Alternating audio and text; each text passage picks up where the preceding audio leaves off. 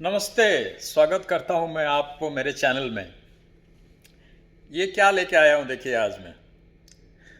ये एक मेंढक है मेरे हाथ में। आप लोग सोच रहे होंगे ये मेंढक क्या कर रहा है आज, और ये एविएशन में मेंढक का क्या काम है।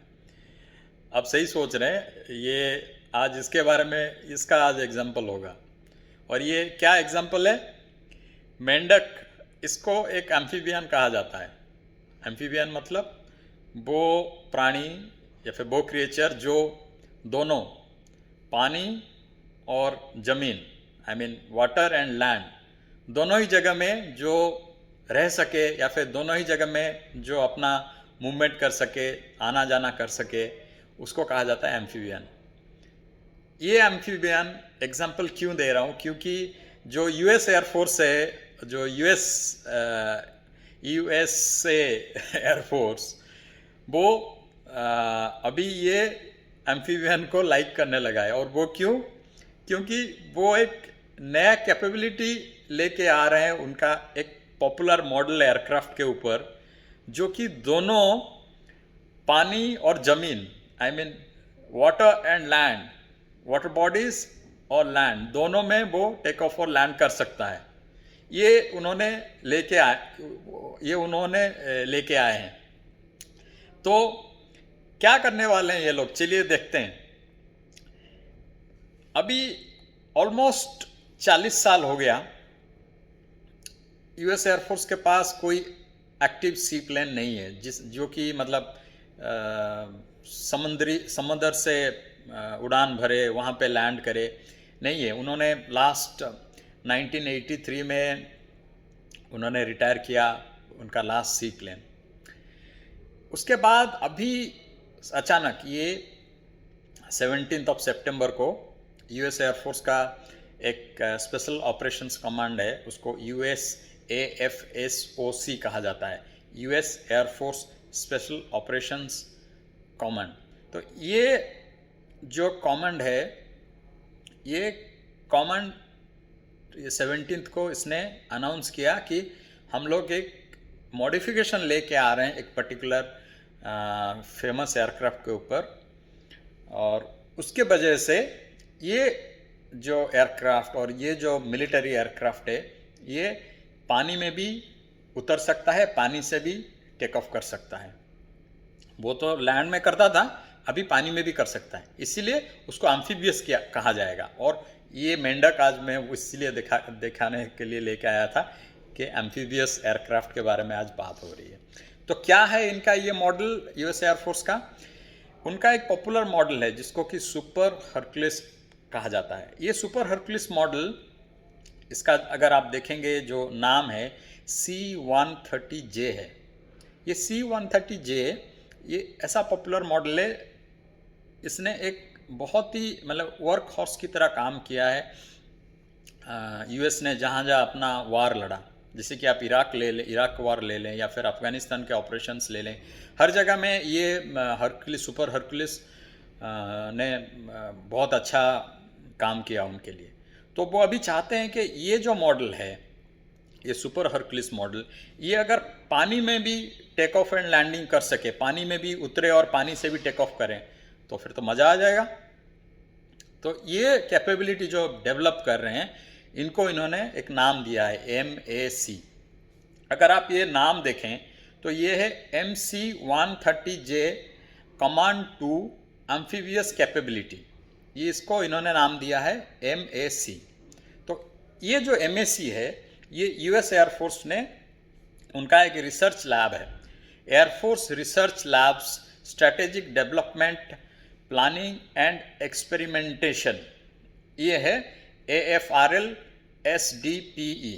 तो ये जो उनका विंग है, वो दोनों मिलके ये डेवलपमेंट कर रहे हैं। और कर क्या रहा है ये देखिए। सपोज ये तो C-130 नहीं है, लेकिन ऐसा ही एक एयरक्राफ्ट का आप मॉडल समझें, जिसमें कि मैं दिखाऊंगा वो क्या करने वाले हैं। यहाँ पे आप देखिए नीचे ये लैंडिंग गियर है। तो यहाँ पे ये landing gear normal take off landing करता है रनवे के ऊपर। अभी पानी में तो ये टेक ऑफ लैंडिंग नहीं कर सकता, तो उसके लिए वो क्या करने वाले हैं, यहाँ पे दो रिमूवेबल फ्लोट्स मतलब दो फ्लोट्स, रिमूवेबल फ्लोट्स क्यों कहा जाता है मैं समझाता हूँ। ऐसे दो फ्लोट्स वो लगाने वाले हैं, ये देखिए मैंने लगा दिया। तो ऐसे दो फ्लोट्स वो लगाने वाले हैं। ये तो मैं एग्जांपल दिखा रहा हूँ, उसका प्रॉपर मॉडिफिकेशन होगा। ये लैंडिंग टेक ऑफ के काम में आएगा। रिमूवेबल क्यों? क्योंकि ये ऐसा क्विक अटैचमेंट सिस्टम होगा कि इसको जब निकाल देंगे तो ये नॉर्मल लैंड में अपना टेक ऑफ और लैंडिंग कर सकता है, और जब तक ये फ्लोट रहेगा वाटर बॉडी में वो कर सकता है। इसीलिए इसको रिमूवेबल कहा जाता है। मतलब कभी भी आप निकालो और कभी भी इंस्टॉल करो एज पर योर रिक्वायरमेंट। तो ये मॉडिफिकेशन वो लोग करने वाले हैं। इनका ये प्लानिंग है कि इसको विद इन 17 मंथ्स एक्सपेडाइट करके कैसे भी ये काम करना है, ये उनके प्लान में है। उसके लिए उन्होंने एक 5 फेज प्लान बनाया है 17 मंथ्स में कि उसको कैसे अकम्प्लिश किया जाए। और ये अचानक से क्यों ये प्लान आया इनके दिमाग में, ये मेंढक वाली प्लान क्यों, क्या हो गया कि अचानक ये लोग लेके आए? ये अचानक नहीं है। क्या हुआ, 2020 में चाइना अपना कैपेबिलिटी बढ़ाने के चक्कर में अपना एक सी प्लेन लेके आया। चाइना का एक उसका एरोनॉटिकल विंग है जिसका नाम है Avik, aviation industry corporation of China. तो ये एविक ने क्या किया, उसने एक सी प्लेन जो कि दुनिया का लार्जेस्ट सी प्लेन, दुनिया का सबसे बड़ा सी प्लेन, वो चाइना ने फर्स्ट फ्लाइट 2020 में कर दिया। प्लान उन्होंने उससे पहले किया, 5-6 साल पहले उन्होंने स्टार्ट किया, लेकिन 2020 में उन्होंने फर्स्ट फ्लाइट उसका किया, उन्होंने डेमोन्स्ट्रेट किया। तो उसमें अभी यूएस एयरफोर्स हरकत में आ गया। वो लोग प्लान कर ही रहे थे कि चाइना का ये स्टेप के लिए, जो कि लार्जेस्ट सी प्लेन है, उसके लिए क्या रिप्लाई रहेगा यूएसए का। क्योंकि आप अगर देखेंगे वाटर बॉडीज़ को टेम करना ठीक है, आपके पास एयरक्राफ्ट कैरियर्स हैं, आपके पास और अदर फैसिलिटीज़ हैं, नावल फोर्सेस अलग से हैं, नावल का आपका जो फाइटर जेट्स वो हैं, लेकिन सी प्लेन ऐसे जगह में जाके लैंड और टेकअप कर सकता है जहाँ की कोई भी एक्सेस ना हो। हर जगह में आप कैरियर तो एट ए टाइम नहीं रह सकता ना, आपके पास कांस्टेंट एयरक्राफ्ट कैरियर्स हैं और वो एक पर्टिकुलर टाइम में पर्टिकुलर जगह में है, तो क्विकली जाके एक दूसरे जगह में लैंड करके वहाँ ऑपरेशन करना, तो एक क्विक एक्शन नहीं हो सकता है।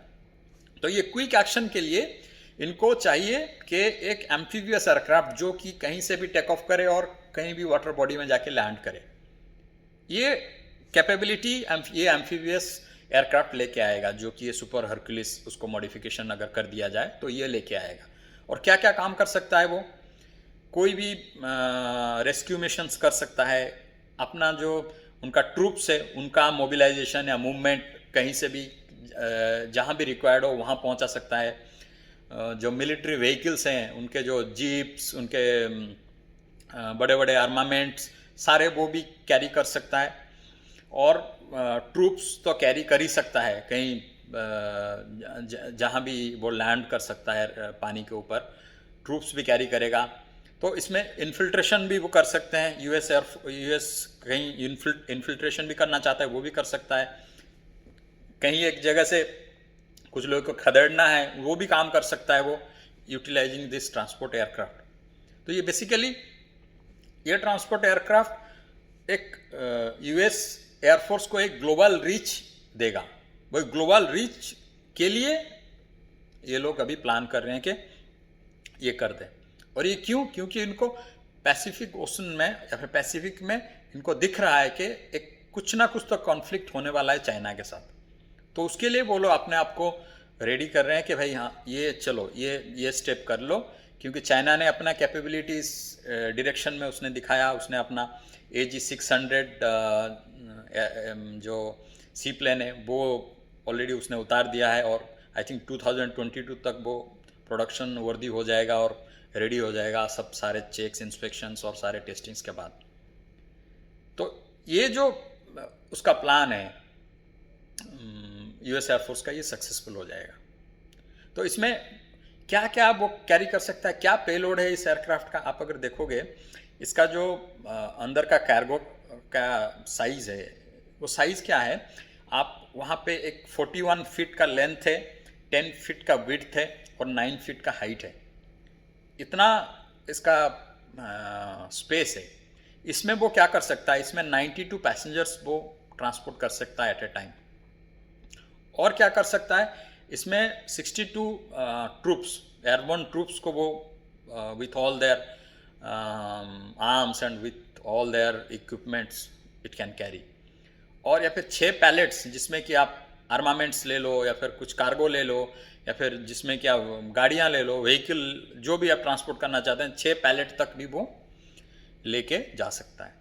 तो इतने सारे चीज़ वो कर सकता है। तो सोचे आप, ये अगर किसी वाटर बॉडी में लैंड हो पाता है जहाँ की इसको ऑपरेशंस करना है, कितना बेनिफिट होगा।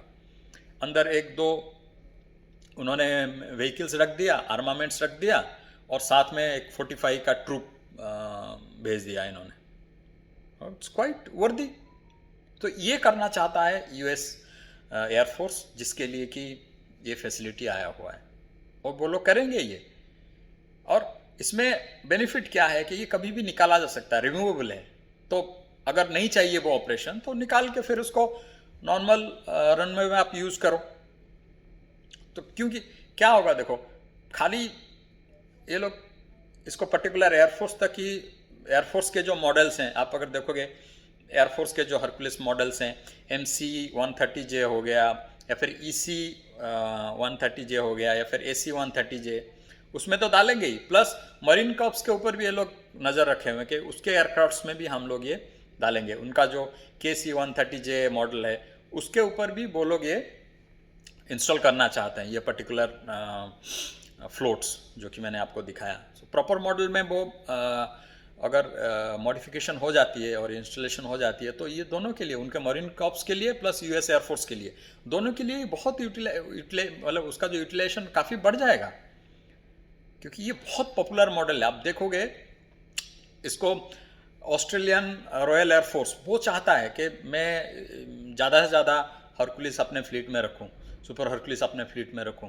आप कतार को ले लो, आप यूएई को ले लो, आप नॉर्वे को ले लो, इंडिया या फिर आप इराक, बहुत सारे कंट्री, मंगोलिया भी मांग रहा है, इसराइल भी चाहता है, बहुत सारे कंट्री इस पर्टिकुलर एयरक्राफ्ट को यूज़ करते हैं।